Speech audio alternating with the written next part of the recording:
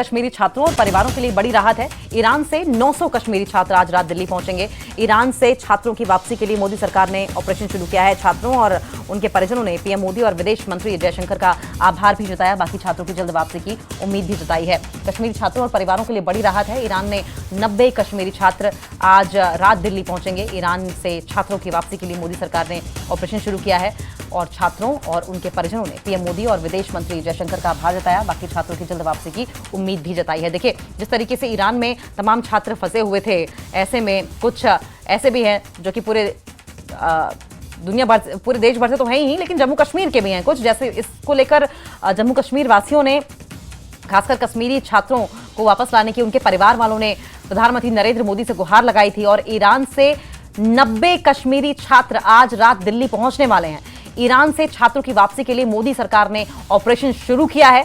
छात्रों और उनके परिजनों ने प्रधानमंत्री मोदी और फॉरेन मिनिस्टर एस जयशंकर का आभार भी जताया है। बाकी छात्रों की जल्द वापसी की उम्मीद भी जताई है। खुर्रम शहजाद हमारे साथ फोन लाइन पर जुड़ गए हैं। खुर्रम, एक कहते हैं कि साई ऑफ रिलीफ इंग्लिश में कहा जाता है, ये अब जो वापसी हो रही है रात 10 बजे, जो तमाम परिजन हैं उन्होंने कहीं ना कहीं राहत की सांस ली होगी। और जाहिर है कि हमें, आपने देखा होगा रशिया यूक्रेन वॉर के समय भी इसी तरीके से ये तस्वीर जो है वो याद दिला रही है उस समय की, जब छात्रों को रेस्क्यू किया गया था। डिटेल में पूरी जानकारी दीजिए। देखिए, अभी अभी एक अपडेट आया है कि जो फ्लाइट आ रही थी इंडिगो की, क्योंकि इंडिगो को फ्लाइट जो आर्मीनिया के कैपिटल से उड़ान भरकर उसको दोहा कतर आना था और उसके बाद वहां से जो कनेक्टिंग फ्लाइट है उसके बाद उसको दिल्ली आना था, तो थोड़ा सा उसमें डिले हुआ है क्योंकि स्पेशल ऑपरेशंस के तहत ये पूरा जो वहां पर छात्र फंसे हुए थे उनको निकाला जा रहा है। तो ये टोटल जो है 110 छात्र हैं, उसमें 90 जो है वो जम्मू कश्मीर के हैं।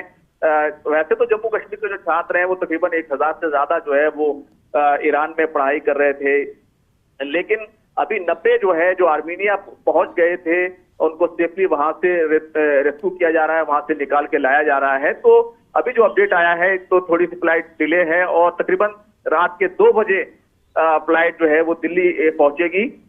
तो सीधे तौर पर जिस तरह के वहां पे हालात हैं तो उसमें जो इंडियन अथॉरिटीज हैं वो ईरान की सरकार के संपर्क में थी और पहले जो तेहरान के आसपास का इलाका है, जो तेहरान का इलाका है, खासतौर से क्योंकि इजरायली जेट्स जो हैं वो वहां पर लगातार बमबारी कर रहे हैं, एयर स्ट्राइक कर रहे हैं। हाँ। तो वो वहां पर ज्यादा खतरा था, तो वहां से उनको सेफली पहले से मूव किया गया। तो कुंभ के इलाके में जो हमारी इंफॉर्मेशन है, जो न्यूज 18 के पास इंफॉर्मेशन है, तो 1500 से ज्यादा छात्र जो कुंभ के इलाके में पहुंच चुके हैं और वहां से उनको मूव किया गया है आर्मीनिया के। तो आर्मीनिया का एक सेफ पैसेज बनाया गया है, वहां से एक शुरुआत है। ये तो पहली फ्लाइट आ रही है रात के 2 बजे जो है ये दिल्ली जो है ये फ्लाइट पहुंचेगी और उसमें 90 कश्मीरी छात्र शामिल है। दूसरे छात्र हैं जो 110 है टोटल, तो 20 छात्र जो है वो दूसरे स्टेट के हैं, लेकिन 90 जो है जम्मू कश्मीर से हैं। तो वैसे तो लगभग जो है 10,000 से ज्यादा जो है लोग जो इंडियंस हैं वो ईरान में फंसे हुए हैं, वहां से उनको धीरे धीरे निकाला जा रहा है। तो ये पहला कहना चाहिए पहली फ्लाइट है जो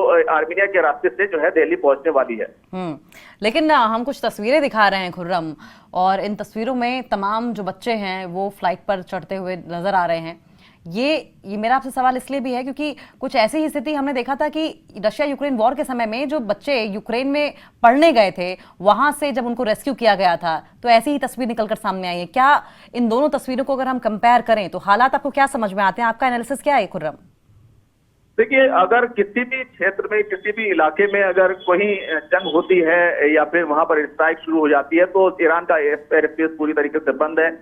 तो आसपास से जो है फ्लाइट लेना वो मुश्किल होता है। और खासतौर से जिस तरह से यूक्रेन की आपने बात की कि बिल्कुल उस तरह की तस्वीरों की याद ताजा हुई है कि इंडियन स्टूडेंट्स को किस तरीके से वहां से निकाला गया था और पास का जो दूसरे इलाके हैं वहां तक ले जाया गया था।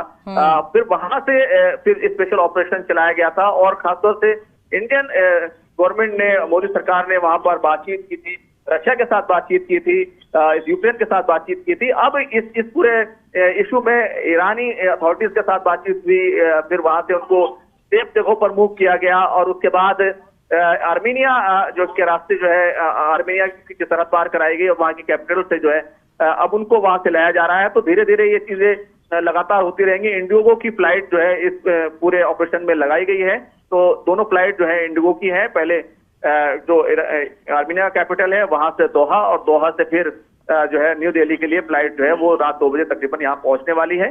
तो उसी तरह का जो है एक तरीके की तस्वीरें हैं, उसी तरह का नजारा है, वही तमाम चीजें हैं। क्योंकि बमबारी होती है, उसमें जान का खतरा होता है, रोड पर ज्यादा देर नहीं रुकना है, किसी ऐसी जगह पर नहीं रहना है जहां पर जो है एयर स्ट्राइक हो सकती हो। ये तमाम खतरे उस पूरे रीजन में जो है फैले हुए हैं, क्योंकि इजराइल की तरफ से ये भी कहा गया है कि पूरा जो ईरान का एयर स्पेस है वो उनके कब्जे में है, वो कहीं भी रीच कर सकते हैं, कहीं भी मिसाइल अटैक कर सकते हैं, उनके फाइटर्स कहीं पर भी बमबारी कर सकते हैं। तो ये तमाम चीजें हैं। तो वहां पर जंग चल रही है, वहां के हालात जो है वैसे भी खतरनाक हैं। तो उसमें सेफली वहां से अमेरिका ने अपने लोगों को निकालने के लिए कहा है, चाइना ने कहा है, दूसरे जो देश हैं वो भी अपनी अपनी कार्रवाई कर रहे हैं। तो यही भारत सरकार जो है खासतौर से जम्मू कश्मीर से जो है काफी तेजी के साथ आवाज उठी थी। तो अब जम्मू कश्मीर के सबसे ज्यादा छात्र जो है उनको वापस लाया जा रहा है। बहुत बहुत शुक्रिया खुर्रम, आपका आप नजर बनाए रखें, आगे भी इस तरह आपसे अपडेट लेते रहें।